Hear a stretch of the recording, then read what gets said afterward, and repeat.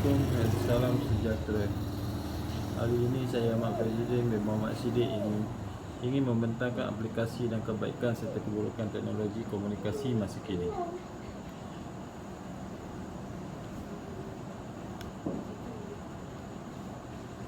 Teknologi lebih daripada sekadar konsep abstrak yang telah dikaitkan dengan alat dan sistem canggih yang digunakan dalam industri dan perniagaan maupun pengguna untuk kemudahan dan otomasi tugas yang kompleks.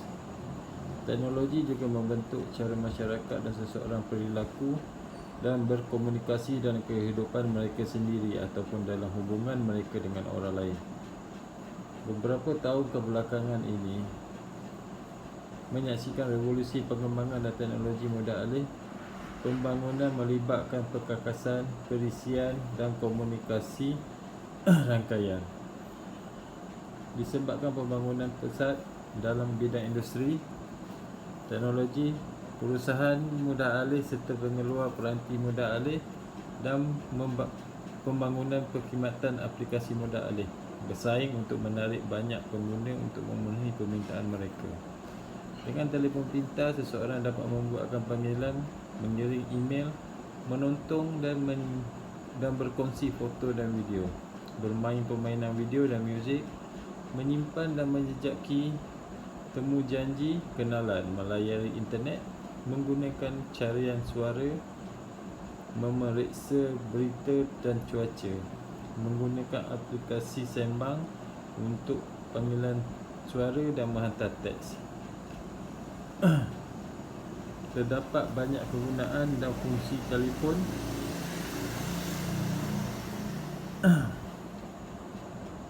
terhadap hubungan sesama manusia. Adakah ini akan memberi impak positif atau negatif? Kecanggihan teknologi telah mengubah cara kita berfikir, berkomunikasi dan merancang apa-apa aktiviti dengan rakan dan keluarga. Dalam artikel ini kita akan melihat faedah dan keburukan yang dibawa dalam teknologi dalam hubungan sosial.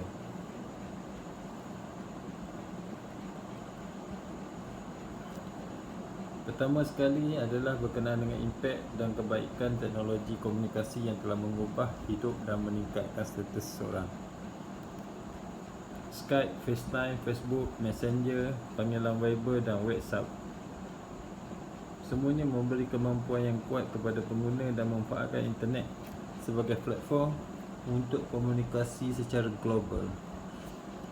Ini juga diterjemahkan di dalam dunia perniagaan di mana syarikat global mewawancara pelanggan dan calon perkhidmat dan calon kaki tangan menggunakan aplikasi VoIP dan pesanan.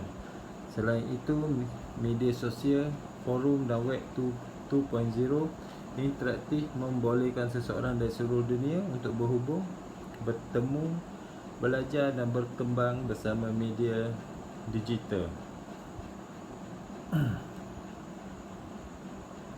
Teknologi bahkan telah mengubah tingkah laku umum tentu yang berkaitan dengan belajar tentang dunia dan berhubung dengan orang seluruh dunia. Selain itu, teknologi komunikasi juga memudahkan organisasi masyarakat. Di dalam aplikasi yang disebut di atas, bukan saja kita dapat berkomunikasi dengan satu orang, tetapi juga membuat perbualan secara berkumpulan di mana anda dapat bertukar-tukar mesej dengan kumpulan dalam skala kecil dan besar. Semua ini telah memungkinkan sekumpulan rakan untuk berhubung dan berkongsi detik-detik pribadi dalam hidup mereka tanpa perlu menghantar mesej individu kepada orang lain. Sebagai contoh, mengatur perjalanan ke konsert telah menjadi urusan yang cepat. Membeli tiket konsert murah kini lebih mudah daripada sebelumnya. Dan anda boleh berkongsi maklumat mengenai tiket dan acara dengan orang semua rakan anda dengan segera dan membuat rancangan dalam kumpulan tersebut. Internet juga menyediakan sumber bahan pendidikan dan sistem pembelajaran yang tidak terhad untuk tujuan pembelajaran atau bekerja dari rumah mereka sendiri tanpa berinteraksi dengan orang lain. Teknologi moden telah membantu manusia menjimatkan masa, tenaga, wang. Sekarang kita boleh terbang ke seluruh dunia dengan jet dan menjelajah mana-mana pelosok. Seseorang juga dapat bertukar maklumat seperti mesej, video, foto dengan serta-merta. Email telah menjadikan sistem perkhidmatan pos hampir usang. Kita boleh berkongsi kehidupan kita dengan rakan-rakan serta keluarga dengan menghantar foto dan video.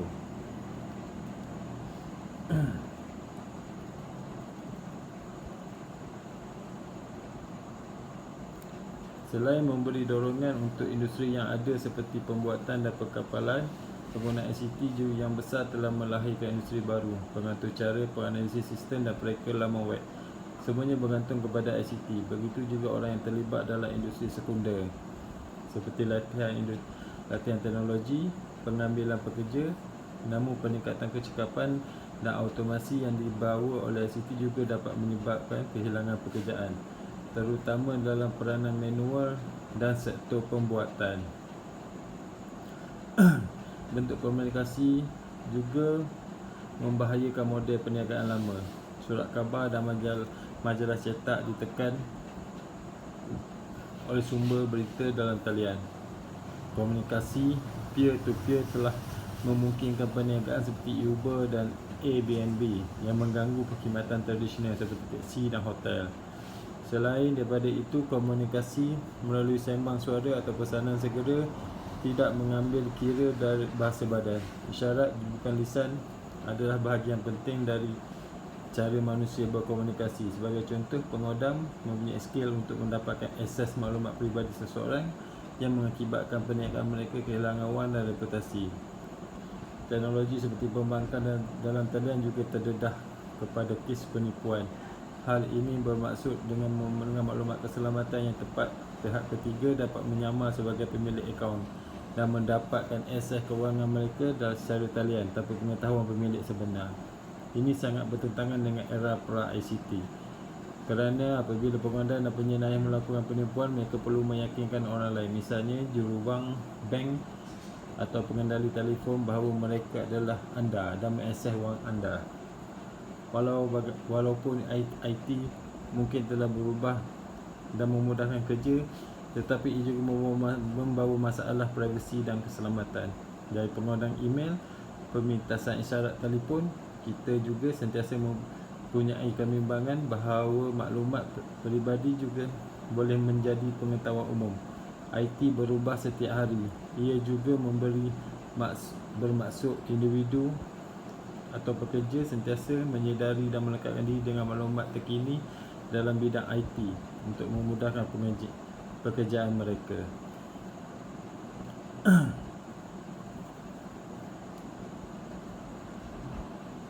Era bergerak pantas juga mempengaruhi pertumbuhan teknologi pada masa kini. Hampir semua orang dapat berhubung maklumat dan berkomunikasi secara langsung dengan menggunakan media sosial. Maklumat internet yang menjimatkan lebih masa dan kos. Sesungguhnya pengguna mempunyai kebebasan dan menggunakan media sosial untuk berkomunikasi dengan sesiapa saja. Apa yang diabaikan di sini adalah etika ketika menggunakannya. Lebih baik jika pengguna tahu etika apa yang harus diperhatikan ketika menggunakan rangkaian sosial, terutamanya di Malaysia. Kekurangan kesedaran masyarakat berkaitan etika di media sosial akan mencetuskan beberapa masalah sosial. Sebilangan besar pengguna dibutakan oleh berita palsu di media sosial. Kebiasaannya etika tidak dipedulikan adalah semasa komunikasi melalui media sosial. Kes yang paling biasa muncul adalah kata-kata kasar semasa perbualan melalui rangkaian sosial, baik secara sengaja atau tidak sengaja. Alangkah baiknya jika komunikasi ini menggunakan kata-kata yang sopan dan tepat, sentiasa menggunakan bahasa yang betul semasa berkomunikasi dengan sesiapa saja di laman sosial.